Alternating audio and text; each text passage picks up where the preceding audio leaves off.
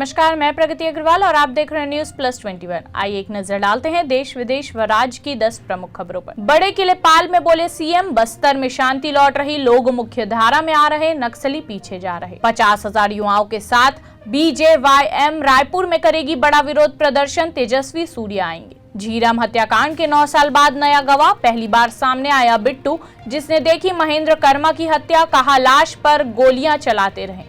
कपिल सिब्बल बोले 16 मई को कांग्रेस से दे चुका हूं इस्तीफा। कर्नाटक के मंगलुरु में पूजा स्थल से 500 मीटर के दायरे तक धारा 144 लागू। जनगण मन की तरह वंदे मातरम को सम्मान देने वाली याचिका पर कोर्ट ने केंद्र को भेजा नोटिस, 6 हफ्ते में मांगा जवाब। राजस्थान में FIR दर्ज कराने पहुंचे व्यक्ति के साथ थाने में बदसलूकी, मुस्लिम आतंकवादी जैसे शब्दों का इस्तेमाल करने का आरोप। ओडिशा में बस दुर्घटना में पश्चिम बंगाल के हावड़ा के 6 लोगों की मौत, 40 घायल, इलाके में पसरा मातम। यासीन मलिक केस में NIA कोर्ट ने फैसला सुरक्षित रखा, 3:30 बजे सुनवाई। अक्षय कुमार की पृथ्वीराज देखेंगे केंद्रीय गृह मंत्री अमित शाह, 1 जून को दिल्ली में रखी गई है स्पेशल स्क्रीनिंग। ऐसे ही तमाम जानकारी के लिए देखते रहिए न्यूज प्लस 21, आपके हक की बात।